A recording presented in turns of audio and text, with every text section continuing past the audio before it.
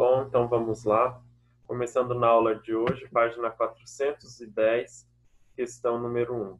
Então, durante todo esse capítulo, nós trabalhamos ali sobre... Capítulo não, né? Todo esse módulo, nós estávamos trabalhando sobre a globalização. E aqui as últimas atividades também vão remeter a esse contexto, né? Então, observe a imagem e em seguida responda as questões.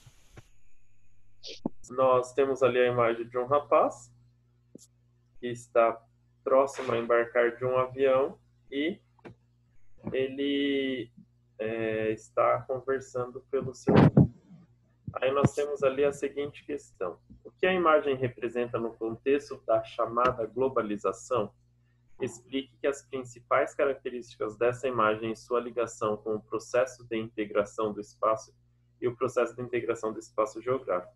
Então, pessoal, com a possibilidade, né, do uso de ferramentas tecnológicas voltadas para a área de comunicação e informação, como é o caso ali do aparelho celular, e a utilização de meios de transporte, como de avião, de passageiros, estão diretamente ligadas ao processo de globalização. Esse processo se dá pelo desenvolvimento dos meios de comunicação e de transporte, que possibilita a maior integração do espaço geográfico por meio do trânsito de informações, pessoas e produtos, certo? Então, com o processo ali da globalização, nós temos que um fácil acesso, tanto no meio de comunicação como no meio de transporte, diferente do que acontecia antes de termos essas tecnologias, né? Isso faz o que? A maior integração, uma possibilidade de integração mais rápida no espaço geográfico. Podemos estar em vários lugares num tempo menor, certo? Todo mundo conseguiu fazer essa? Quem não conseguiu, dá um grito ali que eu volto e corrijo novamente. Aí nós temos também a número 2, e a imagem, o quadro a seguir, mostra a origem da fabricação das peças de uma aeronave, que nem nós estudamos, que com a globalização, uma aeronave, ela tem ali suas peças fabricadas em cada local, tá? Ou outros, não precisa ser só aeronave, né? Ou até mesmo carros e assim por diante.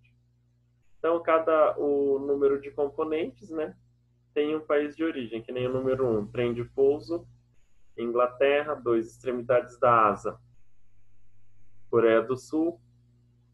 Fuselagem intermediária frontal, Japão. Fuselagem central, Itália. Porta de embarque dos passageiros, França. E os motores na Inglaterra e Estados Unidos. Tá? Aí nós temos a pergunta: qual característica da atuação das multinacionais na atual economia globalizada é representada acima?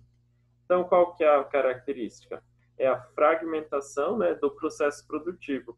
Por que essa fragmentação do processo produtivo?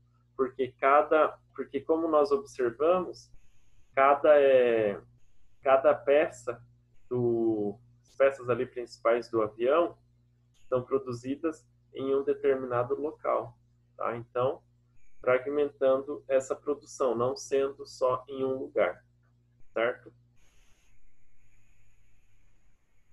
Que aspectos da globalização possibilitam esse tipo de atuação? Então, essa atuação, ela possibilita pelas novas formas de organização e articulação entre as empresas, ou seja, as redes, né? Em vez de áreas ou zonas onde possam estabelecer seu domínio comercial e instalar sua base produtiva.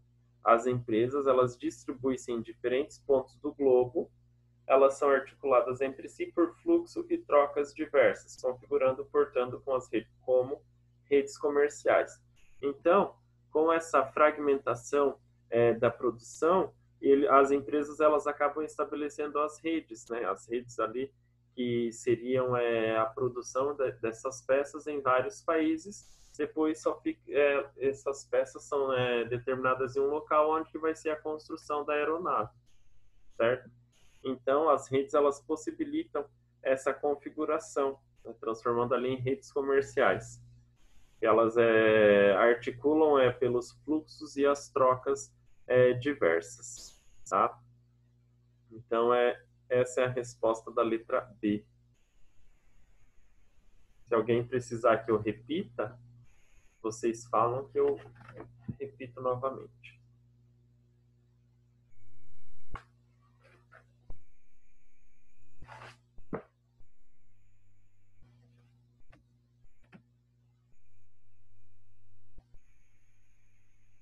Aí tinha a letra C para vocês fazerem no caderno, eu só vou comentar um pouquinho. Tá no caderno, note quais os pontos positivos e os pontos negativos da fragmentação do processo produtivo implementado pelas empresas multinacionais e dê a sua opinião do assunto, né? Então, essa fragmentação produtiva realizada pelas empresas multinacionais apresenta aspectos positivos em relação à geração de empregos. Tá? Então, com essa fragmentação, tem uma geração de emprego não só em um país, ou seja, em vários países.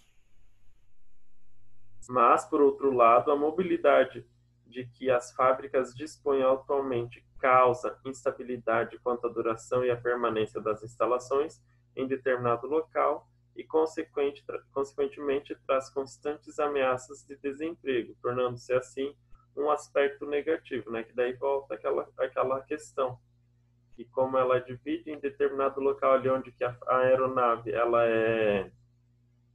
é construída, né? Ela é fabricada, ela ali nesse local não vai ter tantos empregos como se tivesse por todos os processos da fabricação das peças da aeronave. Mas que nem eu falo, né? Ali com essa fragmentação desses produtos, né, que são feitos em vários produzidos, né, em vários países, eles também acabam auxiliando ali na geração de emprego em outros países que talvez não teriam caso a empresa não estivesse instalada, tá? Alguém tem alguma dúvida? Deixa eu ver.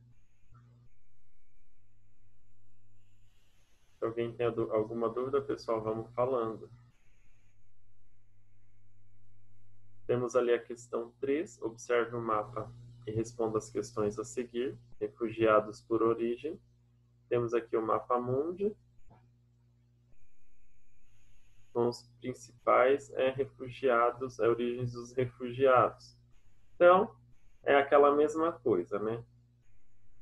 Estão representados pela cor verde, tá? Mapa temático, representado pela cor verde. Mais clarinho, de 1 a 500 refugiados. Mais escuro, mais de 50 mil refugiados. Então, conforme vai escurecendo, vai aumentando o número de refugiados. Cinza é onde não possui dados disponíveis.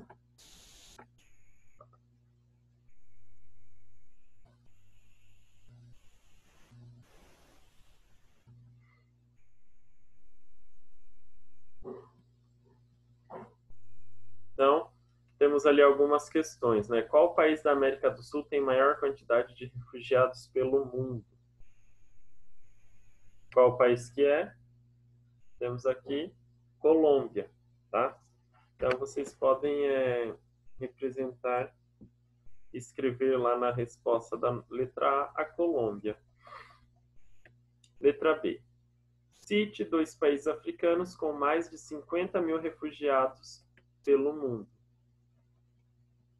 Países africanos que têm mais de 50 mil refugiados: República Democrática do Congo e a Somália, né? Porém, tem outros países, só que não estão com os nomes, né? Então, tem a Somália e a República Democrática do Congo. Quem conseguiu achar esses outros nomes, não tem problema. Sendo representado por essa cor verde mais escura, está certo. Oi, professor. Oi, tudo bom, Juliano? Cheguei atrasado? Chegou. Desculpa, é que tava tendo uns probleminha no computador Ah, não. que tava reiniciando. Tá E eu bom, esqueci de fazer o tema. tá bom, sem problemas. Só presta atenção ali que depois que eu postar o vídeo, você corrige as outras questões, tá? Tá. Desliga ali o microfone aí, beleza? Então, página 412, Juliano, sei que você que chegou agora. Entre os países abaixo, assinale o que possui menos refugiados pelo mundo. Aí nós temos ali Myanmar, Estados Unidos e Brasil. Myanmar, Estados Unidos e o Brasil. Dos três, o que possui menos refugiados é os Estados Unidos. Então, só marcar lá na segundo quadrinho os Estados Unidos, que é o que possui menos refugiados pelo mundo. Número 4 não precisava fazer.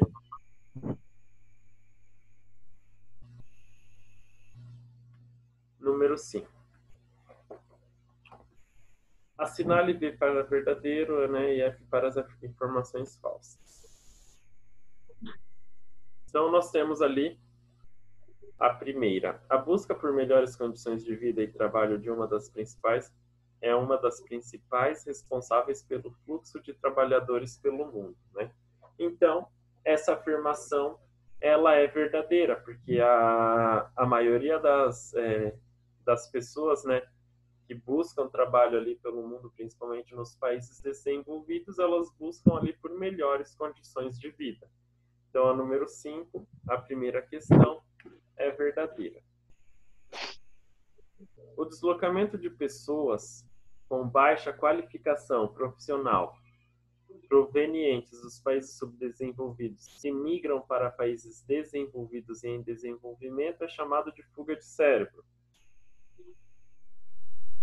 Então, essa afirmação é falsa, porque ali só vamos mudar o começo, que o deslocamento de pessoas com alta qualificação profissional provenientes dos países subdesenvolvidos que migram para os países desenvolvidos em desenvolvimento é chamada de fuga de cérebro. Então, não são pessoas com baixa qualificação, tá? São pessoas com alta qualificação. Por que ocorre essa fuga de cérebro? Em busca de melhores condições de trabalho, né, na sua área, por não terem emprego suficiente nos países que moram, né, que são subdesenvolvidos. Então, eles acabam saindo desses países, aumentando ainda mais o desenvolvimento dos países que já são desenvolvidos. Ok? Então, a segunda questão, falsa. Também conhecidas como peregrinações, as migrações religiosas geralmente são deslocamentos temporários, certo? Diferentes religiões consideram sagrados vários lugares no mundo. No Brasil, a cidade de Aparecida, em São Paulo, é importante ponto de peregrinação. Essa daí está correta, tá? É verdadeira. Os refugiados, na maioria das vezes, deslocam-se para outros países sem motivos específicos. Falsa. Por que os refugiados eles se deslocam a maioria das vezes? Devidos ali pelos motivos específicos, como guerras, perseguições políticas ou para saírem da situação de pobreza, tá? Também temos os refugiados ambientais, que eles acabam se mudando devido ali a terem algum problema natural, desastres naturais, como catástrofes, tá? Terremotos, tsunamis, tufões, furacões que acabam passando e destruindo, né, uma maior parte do país devido a esses problemas também, tá? Tranquilo até agora? Questão número 6. Essa questão era para vocês escreverem um mini texto, tá? Escreva um pequeno texto sobre os motivos que impulsionam muitos imigrantes a deixarem seu país de origem, utilizando as palavras do quadro abaixo. As palavras podem ser utilizadas mais de uma vez no texto. Então, nós temos ali algumas palavras: desemprego, qualidade de vida e pobreza. Eu vou ler o texto que eu tenho, tá?